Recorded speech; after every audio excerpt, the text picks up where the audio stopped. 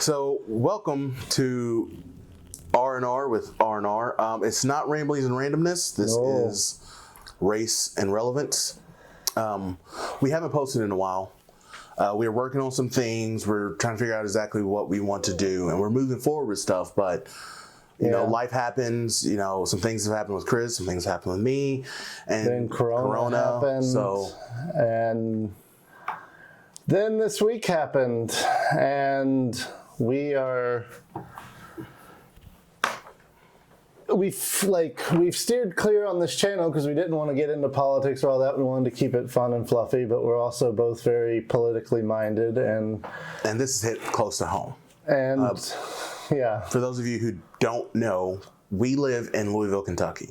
Oh, it feels so wrong to say it that way. We live in Louisville, Kentucky.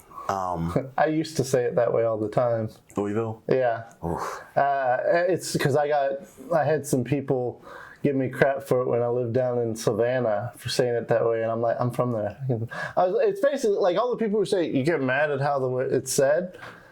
Louisville, you really don't have many people call out. You have the sticklers. Mm-hmm. Louisville is obviously fine as long as you don't say Louisville. No one really cares.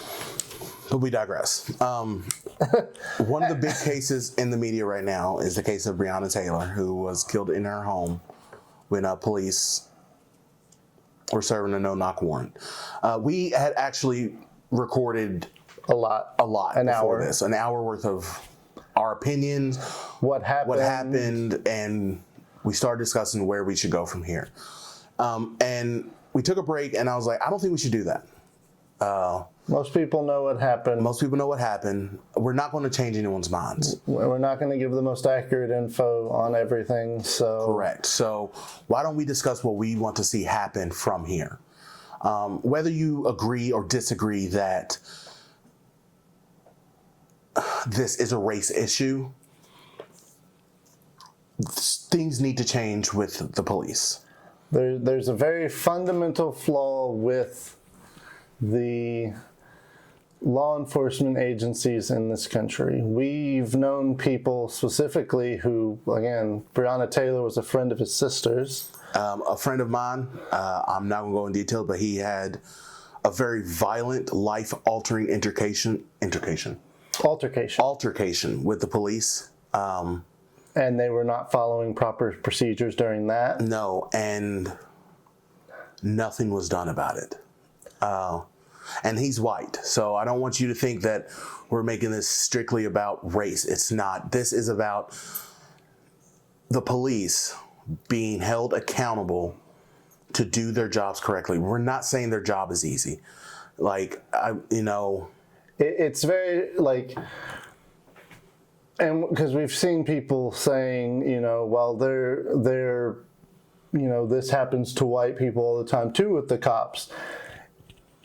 Something needs to change with the law enforcement agencies in general, and people need to understand that it happens in larger numbers, percentage-wise, to the amount of black people in this country, why it matters more to them. I could go on a tangent. I did earlier about how I feel when it comes to race, how I feel about police officers. Look, I'm going to go on one small tangent. I've been pulled over 5 times in my life. Okay, I'm 36. First time I was 17, 18, and a friend of ours, was driving, and he was flying like a bat out of hell down the expressway, got pulled over, got a ticket, we went about our business. Second time, I was with my wife, and she was driving, we were coming down the hill, she accelerated speeding, she got pulled over. We didn't even get a ticket, got a warning, go about our business. First time I got pulled over when I was driving, I was taking a couple friends home. My apartment at the time was across the street from a bar. So I backed out, came to the stop sign, came to a rolling stop, pulled out. Cop pulled right out of the bar, stopped me maybe 50 feet, said, hey, you came to a rolling stop. Just want to make sure nobody's intoxicated because you came from the bar. I'm like, I didn't come from the bar, I came from my apartment. I'm like, nobody's been drinking, I'm just taking my buddies home after a night of games. He said, okay, be safe. That was it. I'm sorry, 4 times I've been pulled over. Second time I was pulled, or last time I was pulled over, I was living in low-income housing in an apartment, and I was going to pick a buddy up so we can spend all night playing Halo. And I left my apartment, and as you leave my apartment, there's like a little shamble of trees, and then a gravel pit, or not pit, but a gravel field. And as I'm coming past the ramble, again, I'm going like 15 miles an hour, so I'm not speeding, buckled up, I'm not doing anything illegal, but a cop comes right behind me, lights on. So I pull over right into that gravel pit. He comes up to the car and doesn't ask me for my license, doesn't ask me for my registration, insurance, nothing. He's like, so where are you headed to? I'm going to pick a buddy up to play some games. I'm like, is everything okay? And he's like, yeah. He's like, you're not who I'm looking for, so, just be safe. And that was it. I left. It's the weirdest interaction I've ever had with a cop. Because, again, he wasn't threatening or nothing. I wasn't doing anything wrong. I wasn't who he was looking for. I don't know how cops operate, but, again, I've never experienced abuse by police. But I'm also very compliant because I am 6'4", 470, I'm strong, and I look intimidating. So I always try to put a little bit more forward so they understand that I'm not trying to be threatening. But it's not always that easy. So we were discussing what should happen if something like George Floyd or Breonna Taylor happens again. What steps should be taken? And that's what we're going to discuss. Yes. Everyone's talking about the problems lately. And that's what we were initially doing to start as well. But, not enough people are talking about the solutions. What can we do? What are changes that can be made? And right now, law enforcement agencies, for better or for worse, if you want to say they deserve it or don't, have lost much trust in the community, specifically minority communities, in how they operate, and they don't trust them to do the right thing. We see videos, and it's very much a sense of feeling that the cops are going past what they should be going in some of these places, and it's built up a very large section of distrust. And so it's what are some ideas that we have that can be implemented to try to rebuild that trust. We're going to specifically be talking about Louisville, but the majority of the stuff we're going to be talking about should be applied anywhere. Or nationally. So far, we'll tell you real quick the couple things that have been done in Louisville in response to the Breonna Taylor shootings is the no-knock warrants are currently suspended from being used, and if they bring them back, they're going to have to go through much more approval steps before they get it. And they are currently creating a civilian review board to be able to have subpoena power and look into if something is reported as a cop going to an extreme or whatever, it'll be investigated by someone outside of the police, so there can be a feeling of a trust of someone else looking into it, because right now nobody trusts the police to police their own. Correct. Now, so we agree with both those things. I really like what's it called? Civilian Review Board? Civilian Review Board. But I honestly, when we were discussing what we think should, happen, I'm like, I don't think that's enough, because what's going to happen is when they start appointing people to this board, those people are going to be the friends of cops. They're going to be pulled from the same pool of people that you would if you were looking for a police officer. You can't put together a board for your profession and reach outside your profession, because your circle is primarily comprised of that profession. So talking to Roth, I think we should do it more like a jury pool, where it's random citizens are brought together to review this case. It could be the same steps and selection process as we do for a jury. You may you may want to have an outside, or like have maybe like a chairperson or somebody that is probably elected to this position. Agreed. But someone who can be there regularly, who knows how to steer it, but you don't want them placed by a cop, but you want somebody who can be in a position to, so that they can steer things the way. But so that that's our first thought.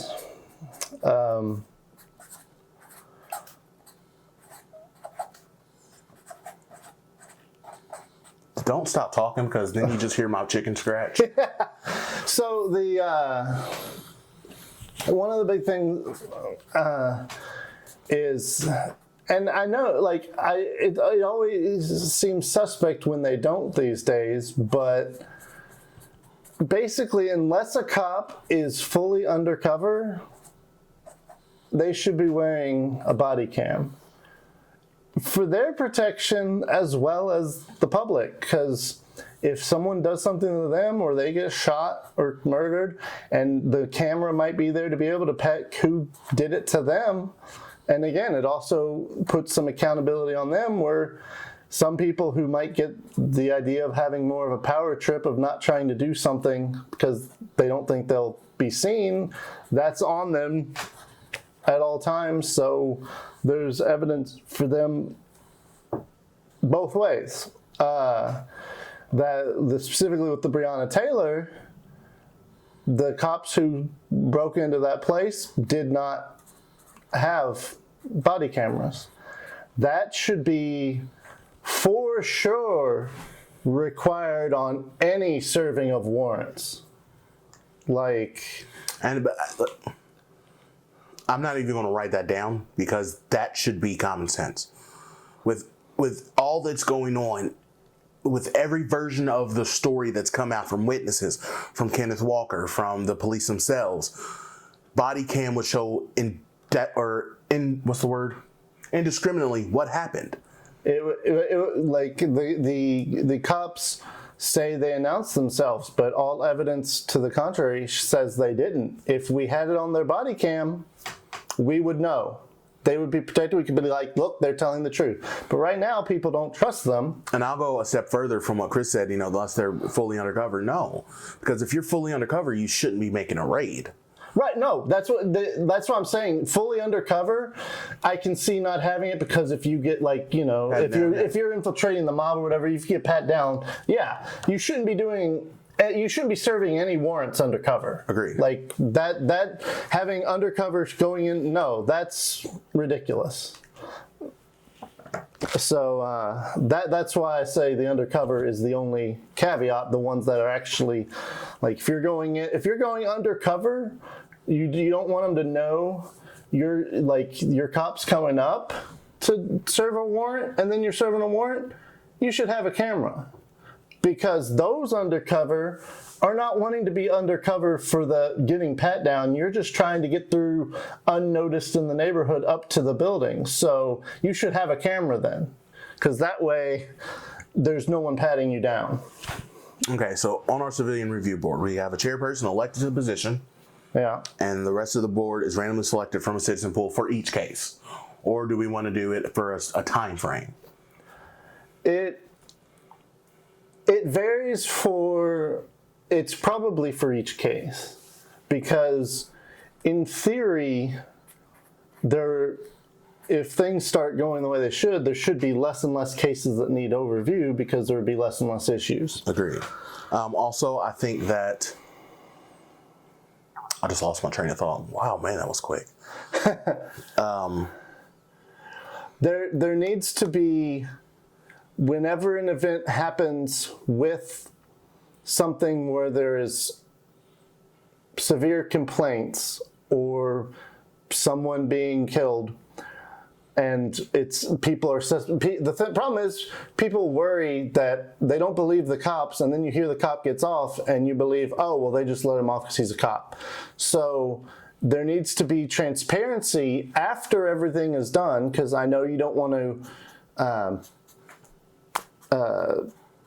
compromise the investigation by letting everything out. But after the investigation's done and everything's been presented to the jury, whatever, you release that going, this is what he did here, here, and here, and this is why we think he followed the right steps because of these here. And if you can't do that, then why is he back on the streets? Agreed. If you can't agree to show that this is why, and if there is levels, one of the things we were talking about is, the training can only go so far, and if some event happens to, they're too rough with someone, they get hurt, they break a leg, whatever.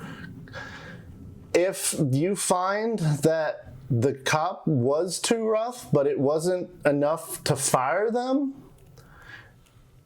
you need to show us what steps are. You need to have show us what steps are being done that we can learn to trust that he is going to be properly trained not to do the same thing.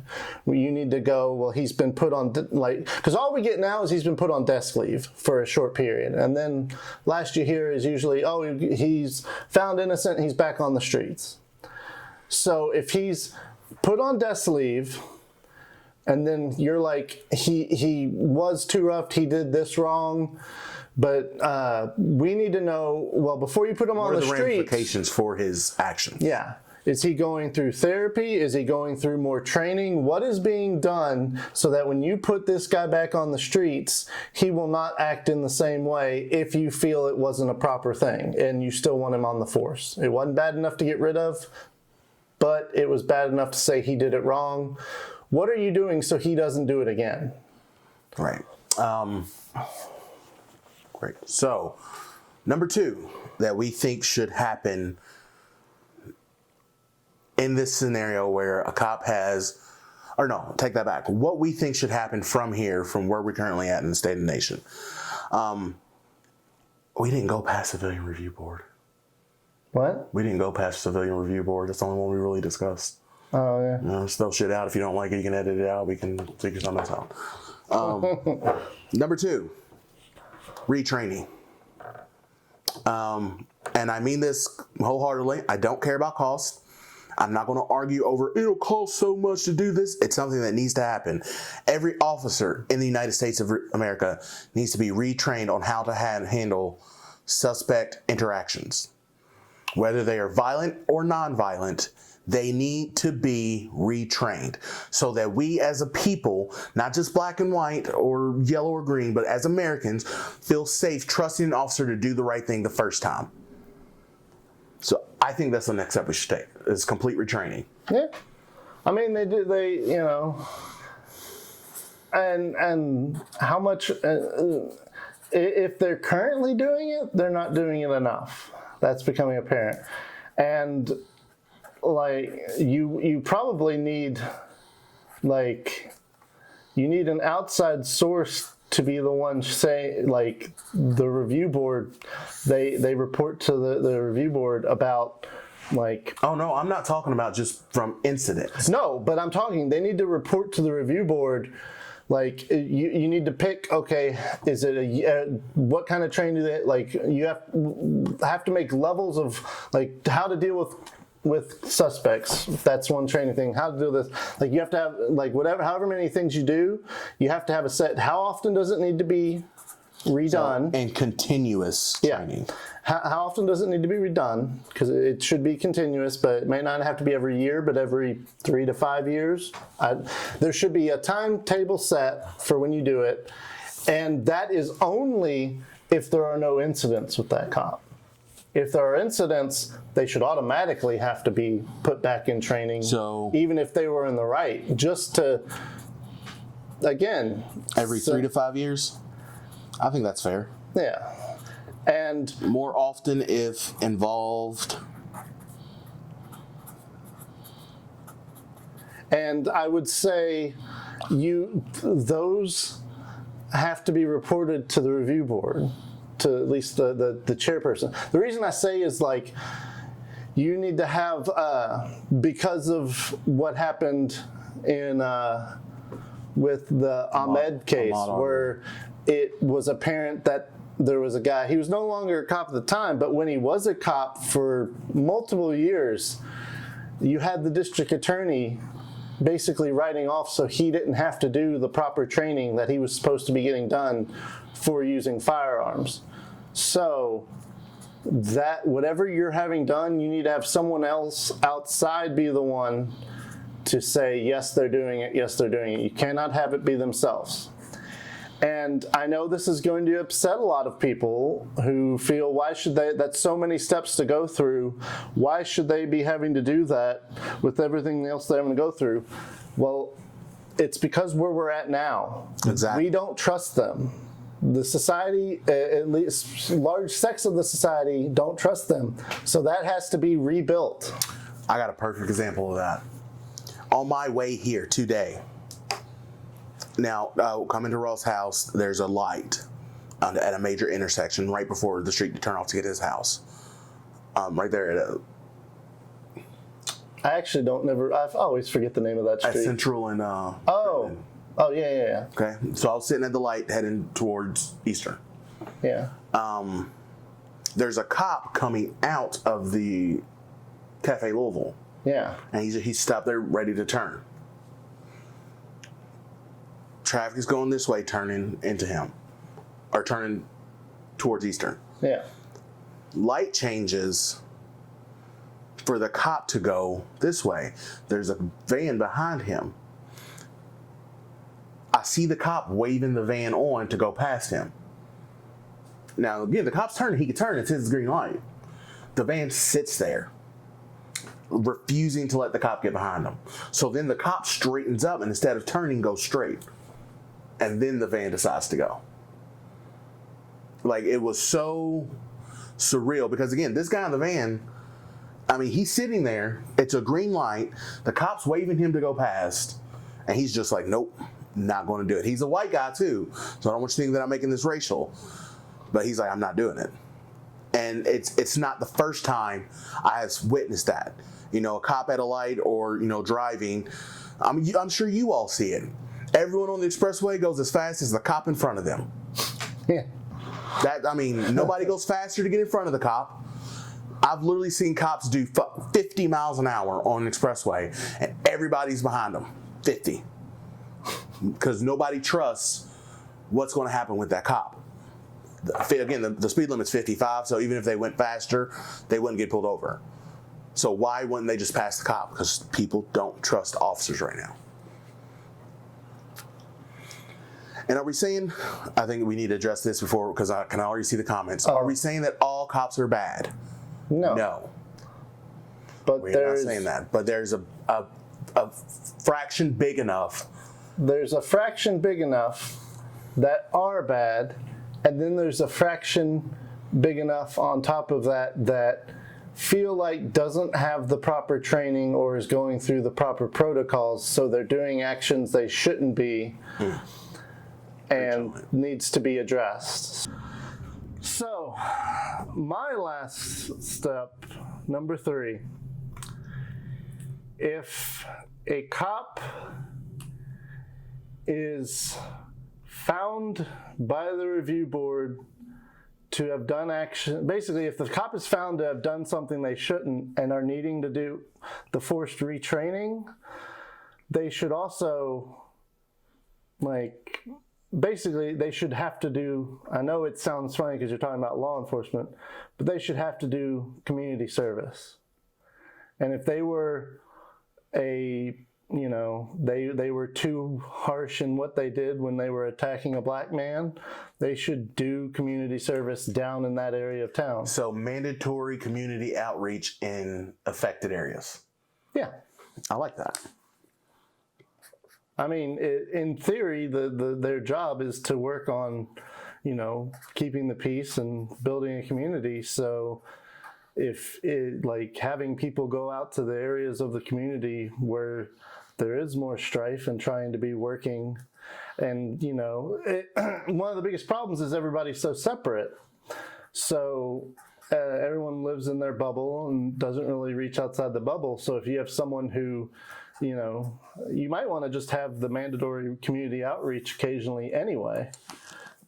It shouldn't be actually affected by whether they do it. You should probably just do it, like have people go to all the different areas of town so that they have to get out of their bubble. Because how many of these cops that have been too aggressive with black men, how many of them have a lot of close black friends? How many are used to being around that community outside of doing police work on it? Probably not a lot. That's why it needs to be it needs to be something like, I don't know if it's a soup kitchen or you run events that are trying to bring the community together, but community events with the police force to build that trust. Broaden their sense of community. Yeah. And you want people to get a sense of everywhere in the cities, not just the area they're at. Because as if people are in that's like racism in general, much of the time seems to be worse in rural areas than in cities. Some like, and I say that because I know a lot of people, there's very much a sense of if you don't see the world, you live in your bubble, you just see what's on TV, you see, oh, these black people doing that, you see only the bad, you get this sense of, well, my life sucks, and like they don't believe in white privilege. There's very much if you travel the world, when you see more people and you see that everyone's struggle is the same, that's how you build the community, and that's how you get rid of racism, is realizing that we're all working toward the same goals. It's very different, though. Let me caveat. I'm not going on all lives matter is different than Black Lives Matter. The problem is right now, I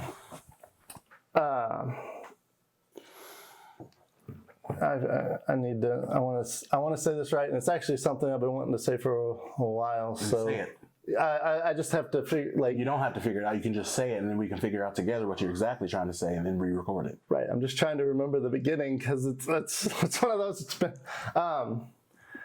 like I always see people say, "Well, I don't see color, and all lives matter."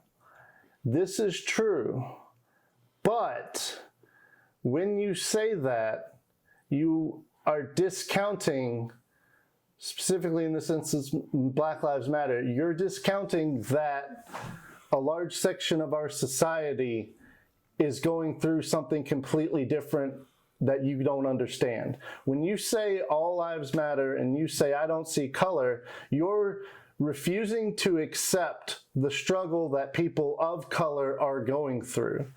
We want to build to a place where everyone feels all lives matter and we don't see color.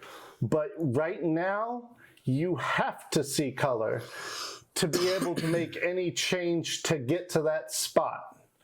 And so I want to add on to that. Beautifully said, Dabs. I've seen that like a lot here in the past couple days.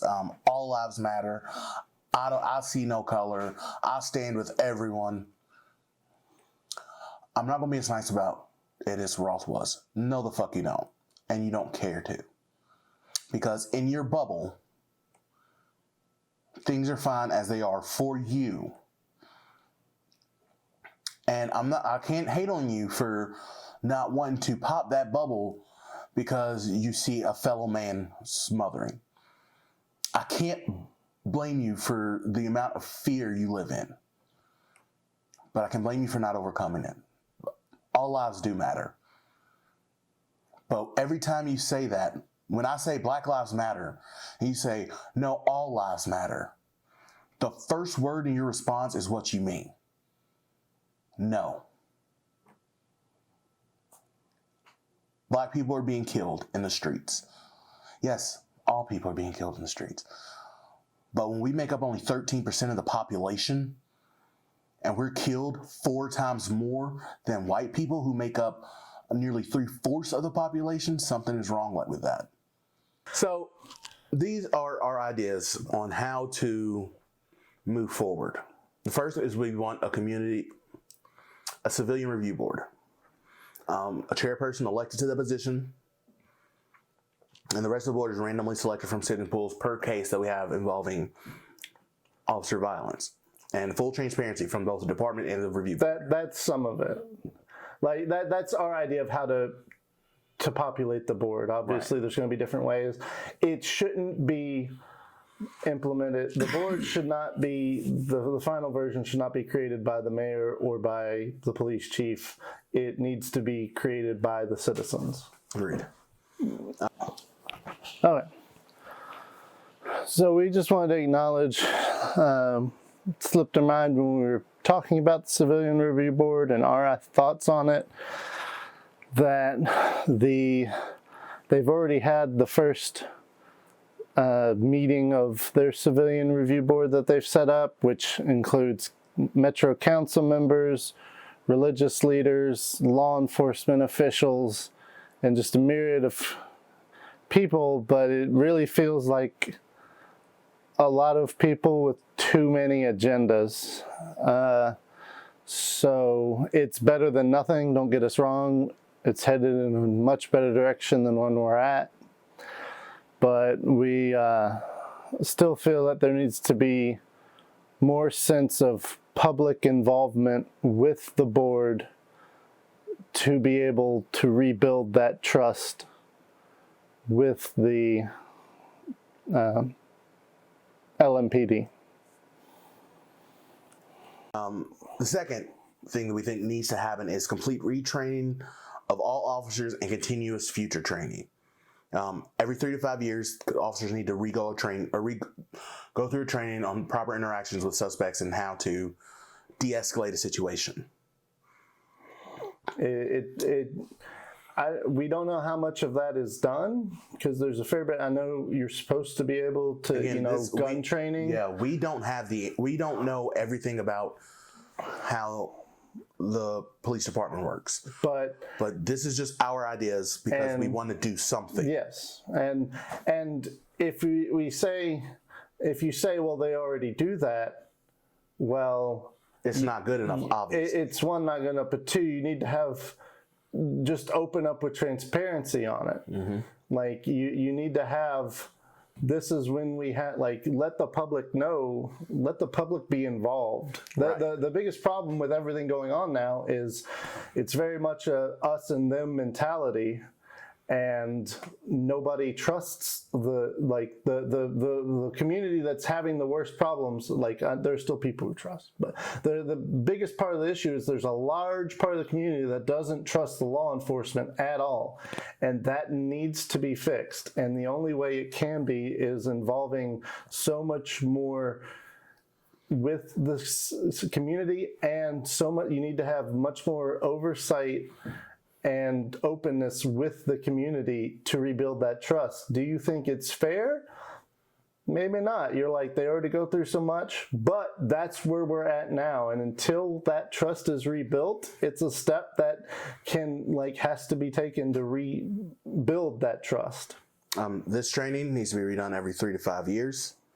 More often if they're involved in incidents involving police brutality or shootings. And it shouldn't be thought of as that. The problem is people feel about this training and everyone feels like, oh, well, I'm being punished for blah, blah, blah. No, we want to make sure that you're the best officer on the street that you can be. Yeah. So that if something does happen, you know exactly how to respond to make sure that life isn't lost unless absolutely necessary, and that you stay safe. Again, I don't have anything of it. I've not had a tumultuous relationship with cops. I haven't, but I've also never really, I don't go out much. Pretty much a homebody. So I haven't really had much opportunity. Now, the cops have been in my house, that's another story. This training should also be reviewed by the chair of the CRB when needed. So it needs to be reviewed enough to be like, you need somebody checking to make sure it's being done properly, and right. And the reason we say that is, again, because we've heard, like, there are stories out there reported of people letting people get by without doing proper training they're supposed to have done. So there needs to be outside involvement. Is it a lot of steps? Is it a lot of bureaucracy? Yeah. Is it easy? No. But I mean, it's better than our streets burning with people and dead bodies. And the last thing that we've come up with is mandatory community outreach. There was another part written, but we're going to nix that. Yeah. Because we just think that you should have, because you need to build the relationship with the law enforcement agencies and the community needs to be built back up. And so if you're having community outreach and then where you're having some of these people who are normally not on this side of town or around these kind of people, they're seeing more of what's out there, and they're seeing it from a perspective that is not cop suspect. Right. Because that's the problem, is you see it from the perspective of that I'm so used to dealing with black people as suspects, to be able to go in that community and see it as like the community in picnic, or, you know, seeing it outside of feeling you're only after bad guys. Yeah. And because that's a real issue that we have to deal with. If you live in, and again, this is probably going to be for my Louisville people, if you live in J-Town, but as a cop, but you primarily patrol Portland or Shawnee or River Park, then while there are black people in J-Town, the most interaction you'll get with black people will be as a cop. And so you're automatic in that part of town, you're going to be going after criminals who are going to be predominantly black. It's not unfair to say that you may develop a stereotype in your head about what it means to be black in Louisville. And it's not even your fault. It's just how we work as people. Yeah, and it intellectually makes sense if all you see of how a person acts is that's like why we're having such issue with all the people going, oh, what's with all the riots and all that, and protesters too much.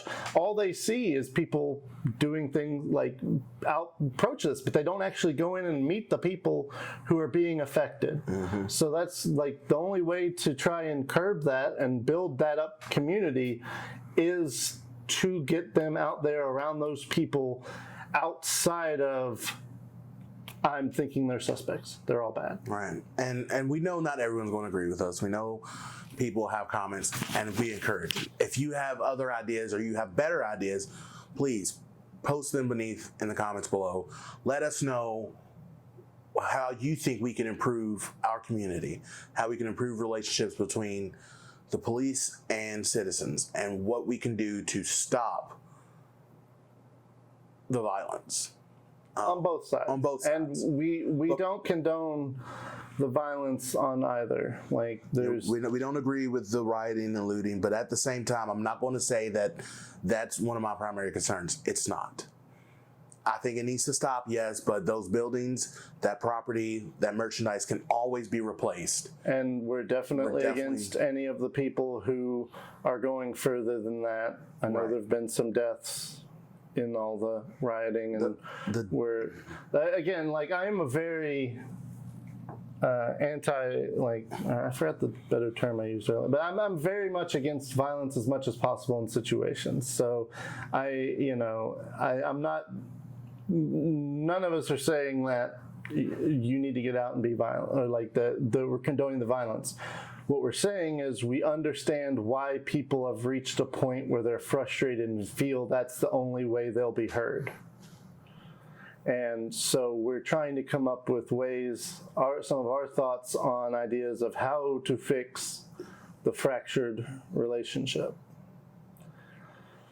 But that's our first episode In a long, of 2020. of 2020, Yay! and our first episode of Race and Relevance.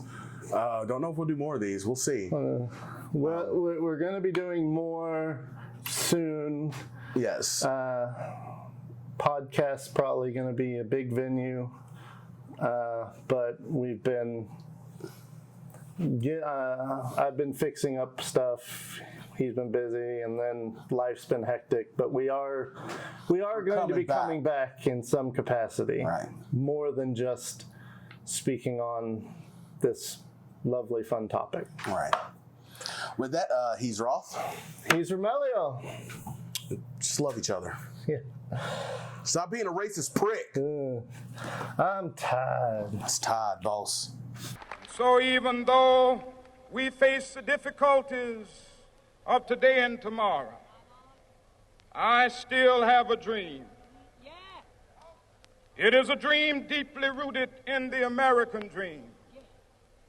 I have a dream that one day this nation will rise up and live out the true meaning of its creed. We hold these truths to be self-evident, that all men are created equal.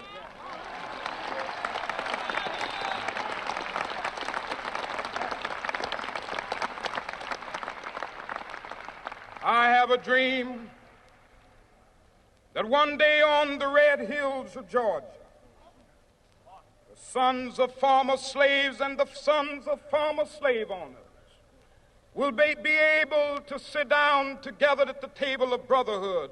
I have a dream that one day, even the state of Mississippi, a state sweltering with the heat of injustice, sweltering with the heat of oppression, will be transformed into an oasis of freedom and justice. I have a dream that my 4 little children will one day live in a nation where they will not be judged by the color of their skin, but by the content of their character. I have a dream today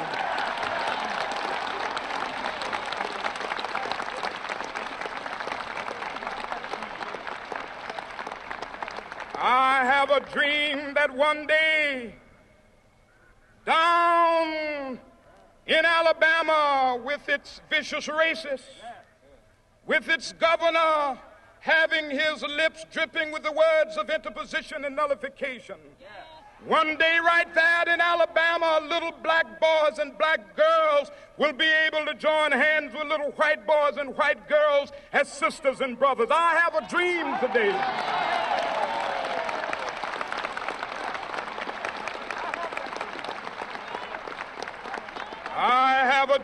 that one day every valley shall be exalted, and every hill and mountain shall be made low. The rough places will be made plain, and the crooked places will be made straight, and the glory of the Lord shall be revealed, and all flesh shall see it together. This is our hope. This is a faith that I go back to the South with. With this faith, we will be able to hew out of the mountain of despair a stone of hope. With this faith, we will be able to transform the jangling discords of our nation into a beautiful symphony of brotherhood. With this faith, we will be able to work together, to pray together, to struggle together, to go to jail together, to stand up for freedom together, knowing that we will be free one day.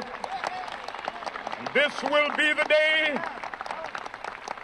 This will be the day when all of God's children will be able to sing with new meaning, "My country, tears of thee.